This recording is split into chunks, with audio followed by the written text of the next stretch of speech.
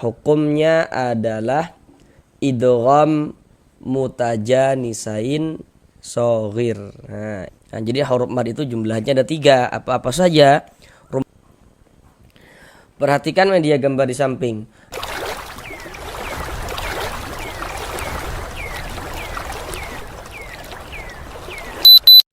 Assalamualaikum warahmatullahi wabarakatuh. Apakah Bapak dan Ibu, saudara semuanya masih belum lancar di dalam membaca Al-Quran, kemudian masih belum memahami ilmu tajwid, ataupun merasa kesulitan di dalam memahami ilmu tajwid Al-Quran? Mari belajar mengaji Al-Quran bersama kami. Akan kami jelaskan tajwidnya dengan pelan-pelan, kemudian ditambah media gambar di dalam penjelasannya. Semoga Bapak dan Ibu saudara semuanya bisa dapat langsung dengan mudah dalam memahami ilmu tajwid Al-Quran. Karena dengan kita mempelajari ilmu tajwid, kemudian kita memahaminya, dan kemudian kita bisa menerapkan dengan sendirinya ketika membaca Al-Quran, maka tentulah akan memperbaiki bacaan Al-Quran kita. Semoga yang belum lancar bisa secepatnya lancar di dalam membaca Al-Qurannya. Selanjutnya kami selalu mendoakan semoga Bapak dan Ibu saudara semuanya senantiasa diberikan kesehatan oleh Allah Subhanahu wa Ta'ala. Jika saat ini ada yang sedang sakit, sama-sama kita doakan semoga Allah Subhanahu wa Ta'ala segera dapat menyembuhkan penyakitnya. Semoga Bapak dan Ibu saudara semuanya senantiasa dipermudah segala urusan-urusannya, dikabulkan segala hajat-hajatnya, dan semoga senantiasa dilancarkan rezekinya oleh Allah Subhanahu wa Ta'ala. Semoga senantiasa diberikan rezeki yang berlimpah dan barokah, sehingganya dengan rezeki yang berlimpah dan barokah tersebut semoga semakin meningkatkan keimanan dan juga ketakwaan kita kepada Allah Subhanahu wa Ta'ala, dan semoganya juga dengan rezeki yang berlimpah dan barokah tersebut nantinya semoga Bapak dan Ibu saudara semuanya bisa beribadah umrah dan haji ke tanah suci Mekah. Amin amin ya rabbal alamin. Baik, mari langsung kita mulai belajar mengaji Al-Qur'annya. Kita lanjutkan kembali belajar mengaji Al-Quran dengan penjelasan tajwidnya yang nantinya akan kami jelaskan dengan pelan-pelan. Sekarang ini kita masuk pada surah Ali Imran ayat yang ke-69. Pada surah Ali Imran ayat yang ke-69 ini akan kita bagi menjadi 2 bagian supaya durasi videonya tidak terlalu lama. Karena di sini kami berusaha menjelaskan tajwidnya dengan pelan-pelan. Harapannya semoga dapat langsung bisa dipahami, semoga dapat langsung bisa dipraktekkan dengan sendirinya ketika membaca Al-Quran. Pada bagian yang pertama daripada surah Ali Imran ayat yang ke-69 ini, kita akan belajar dari sini. Dari sini sampai bawah sini. Sekarang mari kita baca bersama-sama terlebih dahulu dengan pelan-pelan. A'udzu billahi minasy syaithanir rajim.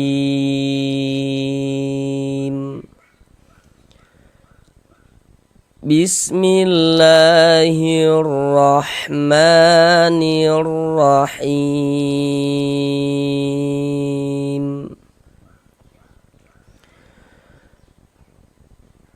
Wadda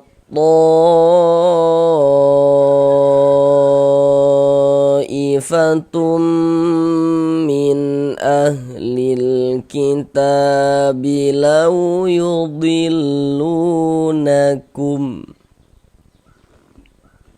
Sekarang mari sama-sama kita pelajari tajwidnya dengan pelan-pelan.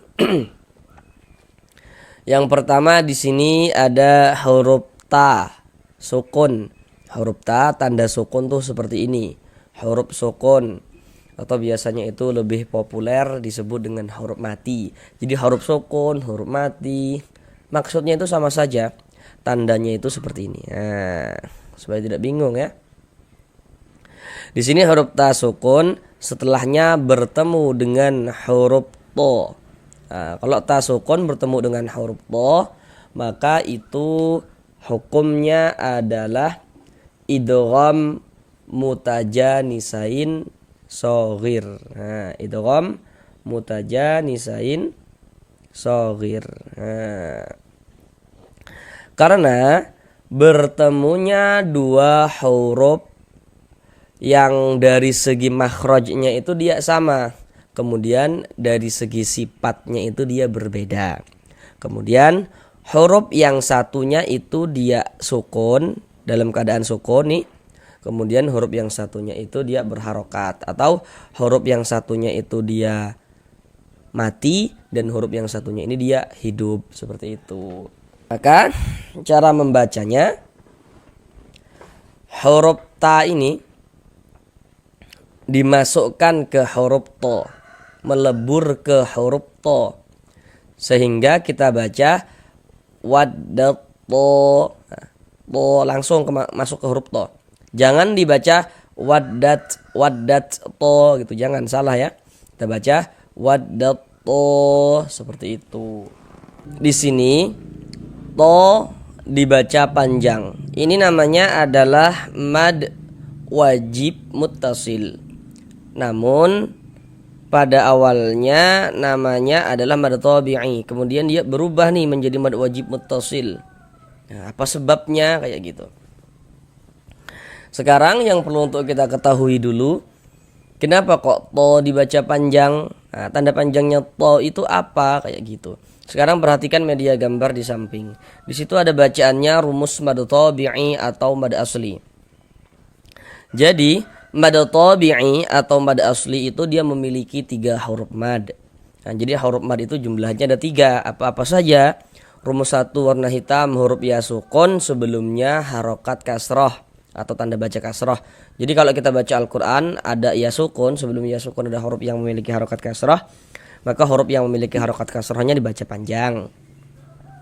Rumus 2 warna hitam, huruf waw sukun, sebelumnya harokat dhammah.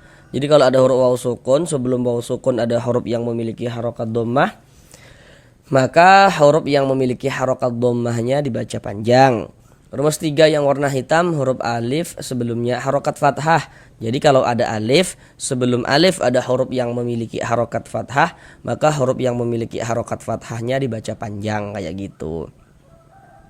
Di dalam Al-Quran itu, untuk menunjukkan tanda panjang pada mad tabi'i, huruf-huruf madnya itu bisa ditulis dalam bentuk seperti yang warna-warna hitam itu. Rumus 1, rumus 2, rumus 3 yang warna-warna hitam itu.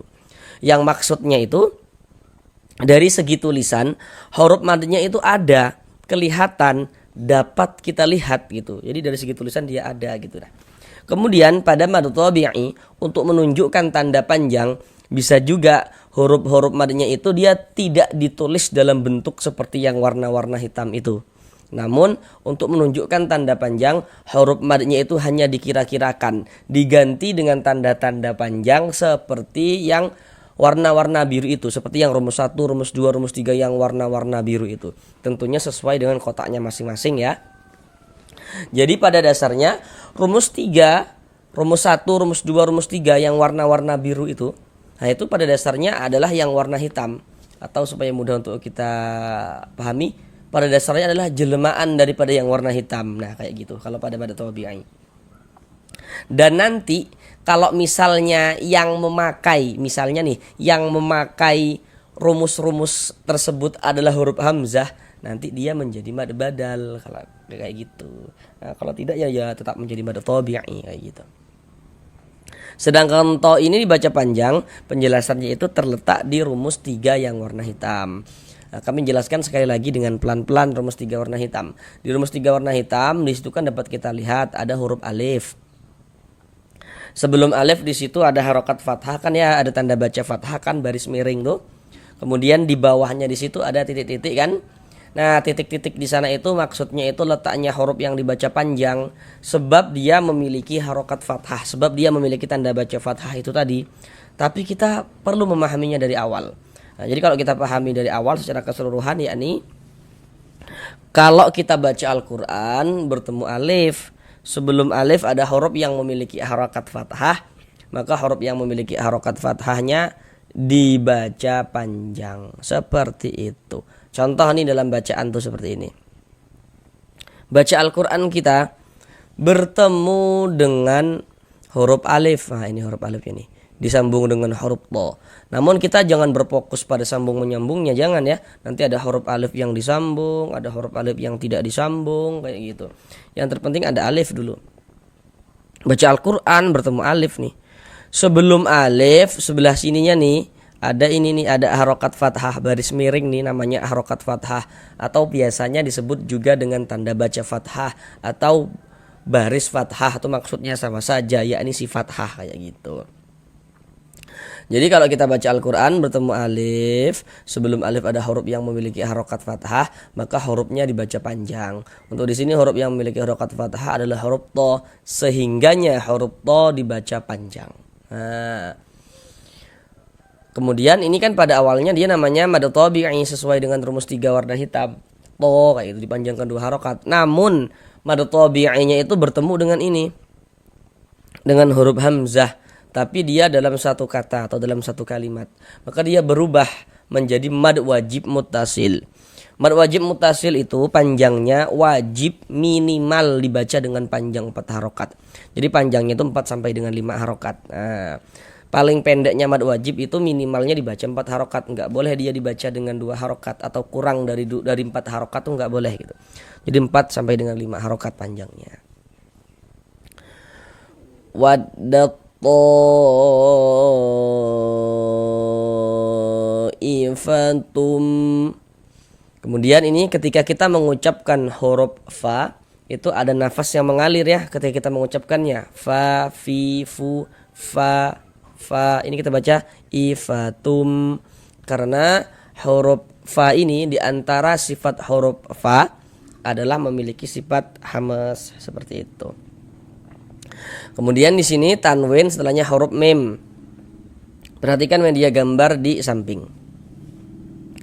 Di situ ada bacaannya nun sukun.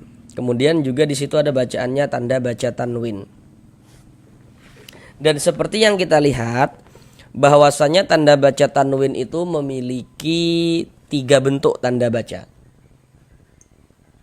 Yang nomor 1 itu ada baris 2 miring di atas huruf, namanya adalah fathatain atau tanwin fathah atau fathah tanwin. Itu maksudnya sama saja, ini fathatain. Yang nomor 2 baris 2 nanti letaknya di bawah huruf, namanya kasrotain. Yang nomor 3 itu namanya dhammatain.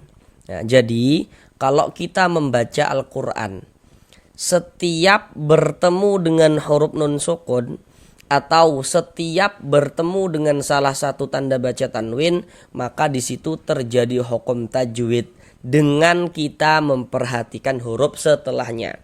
Di mana ada nun sukun atau di mana ada tanwin, di situ terjadi hukum tajwid dengan kita memperhatikan huruf setelahnya. Nah, gitu. Jadi setelah huruf nun atau setelah tanda baca tanwin ada huruf apa, perhatikan hurufnya, maka kita dapat mengetahui hukum tajwidnya seperti itu. Kecuali nanti kalau ada tanwin setelahnya ada hamzah wasol, nah nanti itu ada pembahasan tersendiri dia kayak gitu. Nah, di sini kan ada tanwin nih, salah satu tanda baca tanwin kan, yakni dhammatain. Oh, berarti di sini terjadi hukum tajwid. Karena di sini ada tanwin, tapi dengan kita memperhatikan huruf setelahnya. Tanwin setelahnya di sini huruf mim. Nah, jadi tanwin bertemunya di sini huruf mim nih. Huruf mim kan di sini setelahnya nih. Ini tanwin. Setelah tanwin di sini huruf mim nih. Perhatikan media gambar di samping. Nah, huruf mim itulah yang harus kita ketahui. Seperti yang kita lihat bahwasanya huruf mim termasuk salah satu huruf idgham bi gunnah. Jadi huruf idgham bi gunnah ada 4. Nah, silakan dihafal hurufnya supaya kita bisa menguasai hukum tajwidnya. Jadi kalau ada nun sukun atau tanwin, setelahnya itu bertemu dengan salah satu daripada 4 huruf yang di samping itu, maka hukumnya adalah idgham bi gunnah. Idgham bi gunnah. Terkecuali nanti dikecualikan ya pada idhar mutlak kayak gitu. Nah, jadi ini tanwin setelahnya huruf mim. Nah, huruf mim ini huruf idgham bi gunnah, maka ini berarti hukumnya idgham bi gunnah. Jadi kalau ada sukun atau tanwin bertemu dengan salah satu daripada 4 huruf yang di samping itu ya pada rumus tuh, maka hukumnya adalah idgham bi gunnah. Pada media gambar itu. Dikecualikan pada izhar mutlak. Nah, cara membaca idgham bi gunnah itu dengan cara memasukkan. Nah, yang dimasukkan itu apanya gitu kan? bunyi non sukun atau bunyi tanwinnya itu dimasukkan ke dalam huruf idgham bi gunnah. Kemudian cara membacanya juga disertai dengan gunnah, disertai dengan dengungan. Jadi ini kita baca ifatum, tum masuk melebur ke huruf mim. Jangan dibaca ifatun, ifatun, jangan. Tapi ifatum, ifatum seperti itu. Ifatum kayak gitu. Kemudian di bagian tumnya itu suaranya itu kita tahan ya, kita panjangkan sebentar, kita gunnahkan, kita dengungkan. Ifatum min tumin. Nah, kita tahan sejenak ya. Kira-kira sepanjang 2 harokat. Kemudian di sini ada huruf nun sukun. Nah, kan tadi kami katakan tuh ya, di mana ada nun sukun atau di mana ada tanwin, di situ terjadi hukum tajwid dengan memperhatikan huruf setelahnya. Di sini ada nun sukun, oh di sini terjadi hukum tajwid. Nun sukun setelahnya di sini huruf hamzah. Nah, bagi yang belum tahu, kalau ada huruf alif tapi ada tanda bacanya, huruf alif ada barisnya. Nah, ini huruf alif tapi ada tanda bacanya. Maka itu bukan huruf alif, tapi huruf hamzah. Huruf alif yang memiliki tanda baca maka bukan huruf alif, tapi huruf hamzah. Makanya di sini nun sukun setelahnya huruf hamzah. Di sini ada nun sukun, berarti terjadi hukum tajwid dengan memperhatikan huruf setelahnya. Nun sukun setelahnya di sini hamzah. Nah, hamzah inilah yang harus kita ketahui huruf apa dia. Kita lihat huruf hamzah itu termasuk salah satu huruf idhar halqi. Jadi huruf idhar halqi jumlahnya ada 6. Supaya kita bisa menguasai hukum idhar halqi, maka huruf-hurufnya itu harus kita hafal kayak gitu. Jadi nanti kalau ada nun sukun atau ada tanwin, setelahnya itu bertemu dengan salah satu daripada 6 huruf yang di samping itu, maka hukumnya idhar halqi. Kayak gini kan, ini nun sukun bertemu dengan huruf hamzah. Huruf hamzah ini huruf idhar halqi, maka ini hukumnya idhar halqi. Maka cara membacanya itu dibaca jelas. Nah, jadi bunyi nun sukun atau bunyi tanwinnya itu kita baca jelas. Kemudian tidak kita dengungkan, tidak kita gunakan. Jadi dibaca jelas, kemudian dibaca pendek saja. Nah, jangan dipanjangkan. Min ah gitu. Jangan dibaca min dipanjangkan gitu, jangan, salah. Kita baca pendek saja. Min ahlil kita. Di sini ada alif lam setelahnya huruf kaf. Perhatikan media gambar di samping. Kalau ada huruf alif lam, setelahnya itu bertemu dengan salah satu daripada 14 huruf yang di samping itu, maka hukumnya adalah alif lam qamariyah. Huruf kaf termasuk kan salah satu daripada 14 huruf qamariyah. Termasuk kan ya Bapak Ibu. Maka ini alif lam bertemu dengan huruf kaf, dikarenakan huruf kaf ini huruf qamariyah, maka ini hukumnya alif lam qamariyah. Alif lam qamariyah itu disebut juga dengan idharu qamariyah. Jadi maksudnya alif lam qamariyah, idharu qamariyah itu maksudnya sama saja. Karena cara membaca huruf lamnya itu dibaca idharu qamari. Maksudnya dibaca idhar itu huruf lamnya itu dibaca jelas kayak gitu. Terbaca huruf lamnya. Ahlil, terbaca kan huruf lamnya gitu.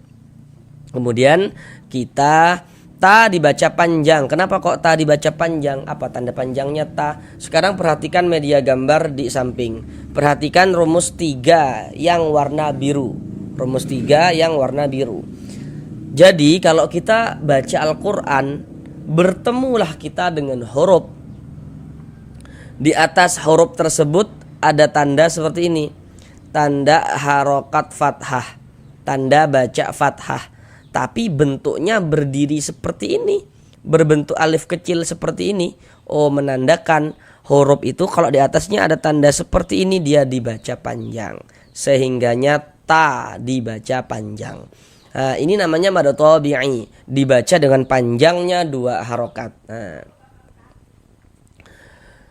Tadi kan kami katakan itu ya, kalau bahwasanya rumus-rumus yang warna biru itu pada dasarnya adalah yang warna hitam. Berarti rumus 3 yang warna biru pada dasarnya adalah rumus 3 yang warna hitam. Kayak gitu. Nah, jadi kalau pada mad tabi'i, kemudian mad tabi'inya itu ditulis tanda panjangnya itu dalam bentuk seperti ini, maka di sini dapat kita kira-kirakan, kita masukkan ke rumus 3 yang warna hitam. Bahwasanya di sini ada huruf alif. Sebelum huruf alif di sini ada huruf yang memiliki harokat fathah. Dan huruf yang memiliki harokat fathah di sini adalah huruf ta. Nah, karena huruf ta ini yang dibaca panjang kayak gitu. Kan tadi cara memahami rumus 3 yang warna hitam, kalau ada alif, sebelum alif ada huruf yang memiliki harokat fathah, maka huruf yang memiliki harokat fathahnya dibaca panjang kayak gitu kan. Nah, kalau misalkan masih bingung, sekarang perhatikan media gambar yang kami tampilkan itu. Di situ ada tulisan huruf Arab yang disambung-sambung, kemudian di bawahnya ada huruf Arab yang dipisah-pisah. Kemudian di situ perhatikan yang kami kasih tanda panah warna merah itu.